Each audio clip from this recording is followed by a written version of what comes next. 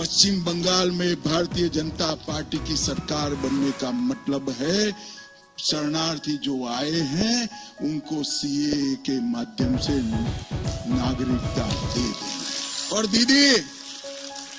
दीदी कई बार हमारे शरणार्थी भाइयों को गुमराह कर। केंद्रीय गृह मंत्री अमित शाह पश्चिम बंगाल आए और बिना बम फोड़े चले जाए, ये हो ही नहीं सकता। दरअसल गृह मंत्री अमित शाह नागरिकता संशोधन अधिनियम के विषय में कहा है कि अब ये देश का कानून बन चुका है, अब इसे लागू होने से कोई भी नहीं रोक सकता।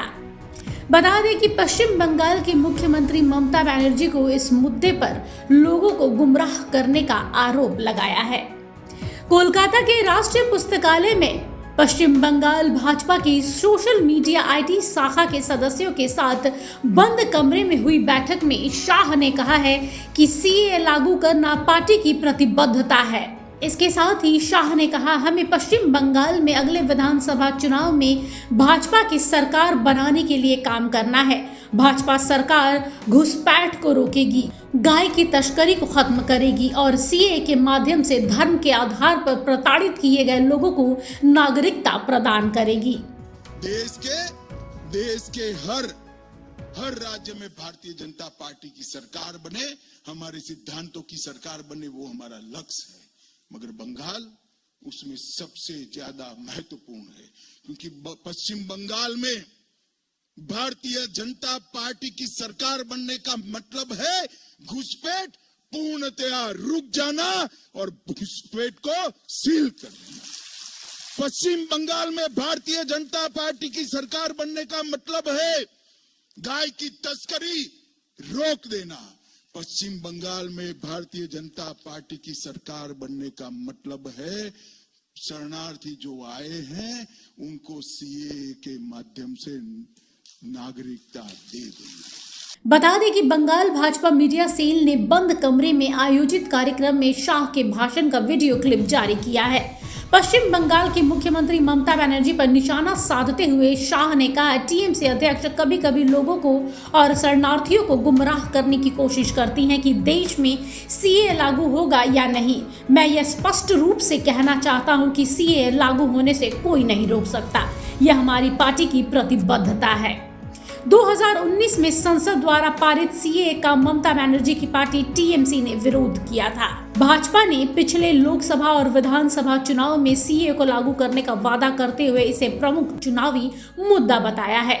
सीए का उद्देश्य पाकिस्तान, बांग्लादेश और अफगानिस्तान में उत्पीड़न के कारण विस्थापित हुए हिंदू, सिख, जैन, बौद्ध, पारसी और ईसाई अल्पसंख्यकों को भारत नागरिकता देना है, जो 31 दिसंबर 2014 को या उससे पहले भारत में आ गए थे।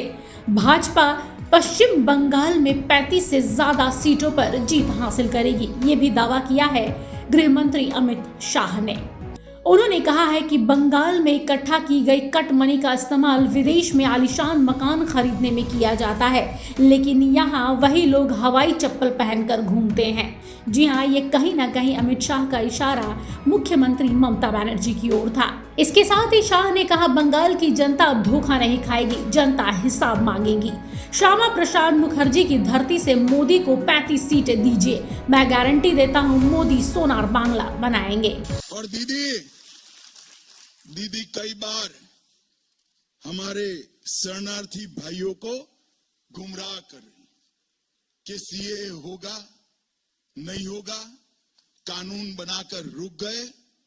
आज मैं आप सबके सामने कहकर जाता हूं, सीए इस देश का कानून है, इसको कोई रोक नहीं सकता, सबको नागरिकता मिलने वाली है।